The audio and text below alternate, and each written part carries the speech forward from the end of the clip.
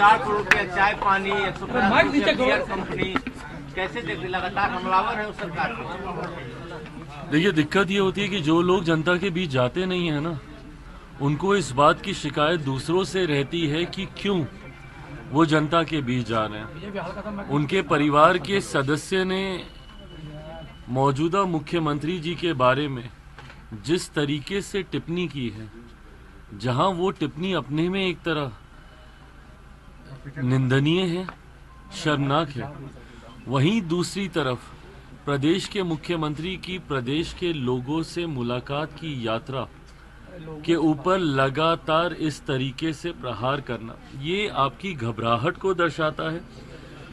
क्योंकि हकीकत है ये कि जब तक ये लोग सत्ता में रहे थे, कभी इन्होंने जनता से संवाद करना या जनता के बीच जाना जरूरी नहीं समझा।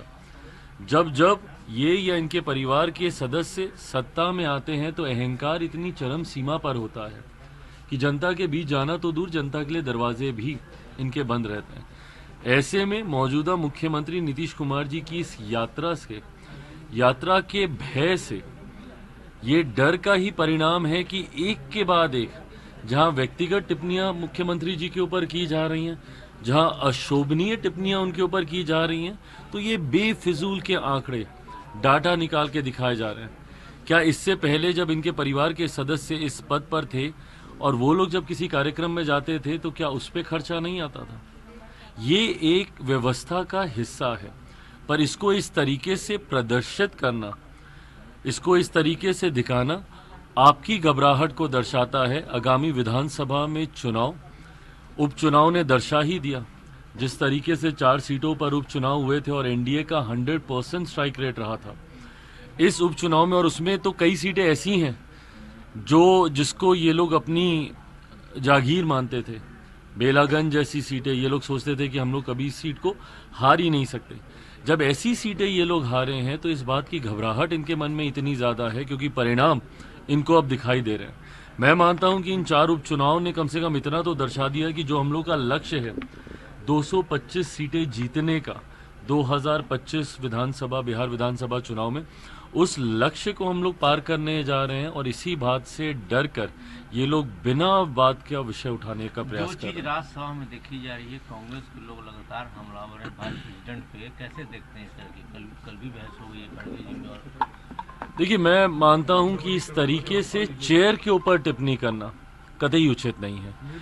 और कांग्रेस और इनके तमाम घटक दल जिस तरीके से कॉन्स्टिट्यूशनल पोस्ट पर, कॉन्स्टिट्यूशनल संस्थाओं पर जिस तरीके से ये लोग आरोप लगाते हैं, ये सही नहीं है। आप अराजकता के माहौल में आप नहीं जी सकते हैं। आपको संस्थाओं पे यकीन करना होगा। जांच एजेंसीज हों, चुनाव आयोग हों, एक के बाद एक हर किसी पर इन लोगों ने आरोप प्रत्यारोप लगाने का काम किया। और अब जिस तरीके से चेयर के ऊपर भी ये सवाल उठा रहे हैं, ये कतई जायज़ नहीं है। वो एक संवैधानिक पद है जो संविधान की मर्यादाओं में रहते हुए निर्णय लेने का कार्य करता है। ऐसे में जब आप उस चेयर के ऊपर इस तरीके की टिप्पणी करते हैं, ये कतई उचित नहीं है। आप चुनाव को लेकर आप टिप्पणी करते हैं, चुनाव आयोग को लेकर टिप्पणी करते हैं, जिन राज्यों में आपकी सरकार बनती है वहां पर आप चू नहीं करते, बट जहां आपकी सरकार नहीं बनती वहां पे ईवीएम पे ठीकरा फोड़ते आप नहीं थकते। अगर आपको विश्वास ही नहीं है चुनाव आयोग पर या ईवीएम के द्वारा, तो आप बताइए ना, फिर आप लोगों ने झारखंड में इतना भव्य शपथ ग्रहण का समारोह क्यों किया? मना कर देते। महाराष्ट्र में तो आप लोग यही सवाल उठा रहे हैं ना। तो अगर महाराष्ट्र में ईवीएम से चुनाव हुए वो गलत है, तो झारखंड में ईवीएम से चुनाव हुए वो सही कैसे हैं?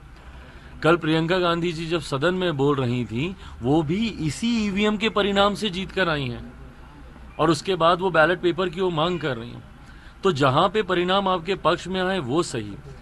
अगर इतना ही है तो आप हिम्मत दिखाइए, जितने आपके सांसद, जितने विधायक हैं जो ईवीएम के माध्यम से जीते हैं, सबका इस्तीफा करवाइए।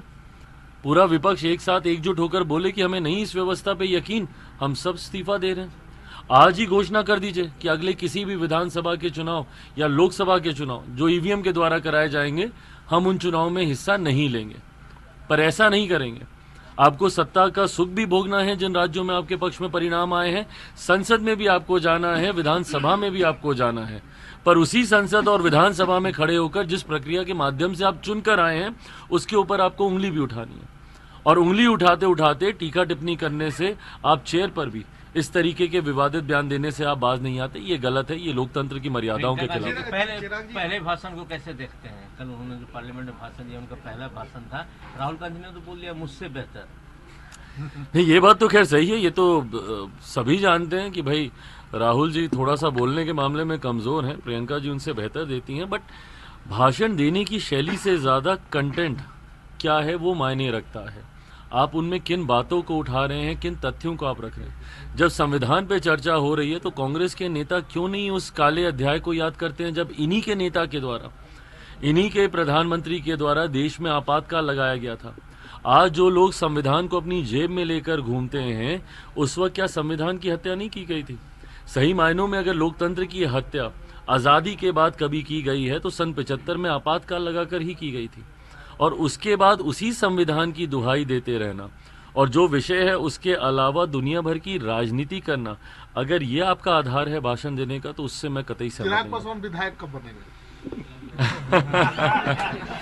ये इच्छा मैंने जरूर जाहिर की है। मेरा राजनीति में आने का कारण ही बिहार और बिहारी रहे हैं। इस इच्छा को मैंने जरूर जाहिर किया है कि सांसद बनने से ज्यादा महत्वपूर्ण एक मेरे लिए विधायक की भूमिका होगी, जहां अपने राज्य में रहकर मैं अपने राज्य के लिए मैं ज्यादा कार्य कर सकूं, बिहार फर्स्ट बिहारी फर्स्ट की सोच को मैं धरातल पर उतार सकूं। ये फैसला आने वाले दिनों में पार्टी को ही लेना, बट मैं पूरी तरीके से नीतीश कुमार के बाद एक ही चेहरा दिखाई दे रहा है बिहार में सीएम पद के। नहीं, मैं ऐसा कतई नहीं मानता। फिलहाल आज की तारीख में एनडीए गठबंधन का अगर आप जिक्र करें तो चेहरा पूरी तरीके से हम लोग का स्पष्ट है। मौजूदा मुख्यमंत्री नीतीश कुमार जी के नेतृत्व में ही एनडीए गठबंधन चुनाव लड़ने जा रहा है, और मैं मानता हूं, मेरा पूरा विश्वास है कि अगले साल इस समय जब आप लोगों के साथ पुनः एक ऐसी प्रेस वार्ता हो रही होगी, तब तक मेरे मुख्यमंत्री एक बार फिर से मुख्यमंत्री पद की शपथ ले चुके होंगे। उनके बाद तो कोई चेहरा नहीं है चिराग। चेहरा गठबंधन दल ये तैयार करते हैं।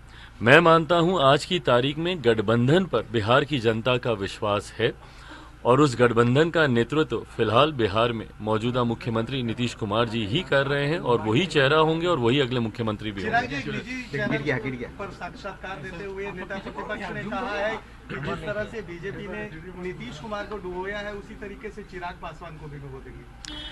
देखिए, वो उनका ये प्रयास हमेशा रहता है कि किस तरीके से गठबंधन के बीच दरारें पैदा की जा सके। जितने भी विपक्ष के दल हैं और जितने भी विपक्ष के नेता हैं वो निरंतरता में इस तरीके की बयानबाजी करते हैं ताकि एनडीए के घटक दलों के बीच किसी तरीके का विवाद उत्पन्न हो, एक दूसरे के प्रति अविश्वास उत्पन्न हो। इस तरीके की भूमिका उन्होंने विपक्ष ने हमेशा निभाने का प्रयास किया है, क्योंकि ये उनका अपना अनुभव रहा है। जिस तरीके से सो कॉल्ड इंडिया अलायंस के बीच ही जितने भी घटक दल हैं उन्हीं में विश्वास नहीं है, एक दूसरे की टांग खींचने के लिए जो लगातार तत्पर रहते हैं। राहुल जी अभी जिस पद पर बैठे नहीं हैं उस पद से उनको कैसे हटाया जा सके और ममता बनर्जी जी वहां पर जाकर बैठ जाएं, इसके लिए प्रयास चल रहा है। तो अविश्वास का माहौल जिस तरीके से आप बिहार में ही देख लीजिए, कांग्रेस और राजद के बीच में अविश्वास का माहौल नहीं है। जहां एक तरफ राजद का कांग्रेस के साथ यहां पे गठबंधन है, वहीं उनके वरिष्ठ नेता, उनके राष्ट्रीय अध्यक्ष सीधा ये बयान देते हैं कि ममता बनर्जी जी को इस गठबंधन का नेतृत्व करना चाहिए। तो जो दरारें उनके बीच में हैं, उन्हीं दरारों को वो एनडीए गठबंधन के भीतर भी देखना चाहते हैं, क्योंकि उनसे ये बर्दाश्त नहीं होता कि एनडीए गठबंधन के तमाम पांचों घटक दल इतनी सहजता के साथ एक दूसरे के साथ कैसे हैं। मैं मानता हूं कि अभी कुछ दिन पहले संजय झा जी के यहाँ जो डिनर हुआ है उसको लेकर भी ये व्याकुलता है, क्योंकि ये लोग हमेशा चाहते हैं कि किसी तरीके से हमारे बीच में कोई दरारें पैदा हों। पर मैं उनको इस बात का विश्वास दिलाता हूं, मेरे विपक्ष के तमाम साथियों को, कि उनकी इन बातों का कोई असर एनडीए के घटक दलों के ऊपर नहीं होने वाला। एक साथ एकजुटता के साथ हम लोग चुनावी रण में उतरने जा रहे हैं और इसको जीतने जा रहे हैं।